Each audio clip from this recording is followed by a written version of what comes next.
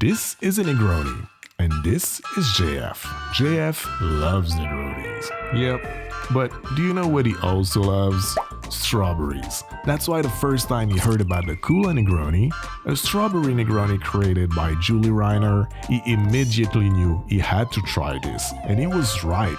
The second his lips touched this divine liquid, his mind was blown away. It was like an ocean of fruity bitterness packed with strawberry flavors. If that doesn't make people who hate Campari love Campari, I don't know what will, so I have to share this with my friends, he said. So let's make together the Kula Negroni. For the ingredients, you're gonna need some Campari and of course strawberries. Make sure to choose juicy and sweet ones. Then you're also gonna need some gin and white sweet vermouth.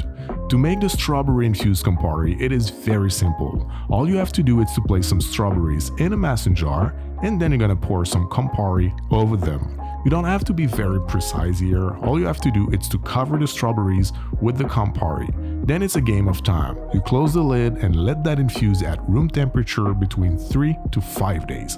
My sweet spot for the best result is 5 days. Once your infusion is ready, all you have to do is to fine strain the liquid, bottle it up, and you're ready to make a cocktail. But don't throw away those bitter strawberries. They're really good. You can juice them and make some awesome drinks with it. But now for the cocktail, in a mixing glass you're gonna measure equal parts of gin, strawberry infused Campari, and white sweet vermouth. Then you're gonna fill your mixing glass with ice and give it a good stir for about 60 revolutions. Once your cocktail is cold and diluted, you're gonna strain it over ice.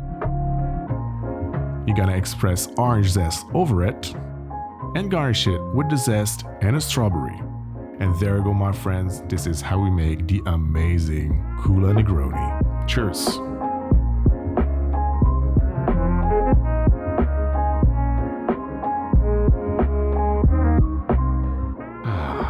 Satisfaction.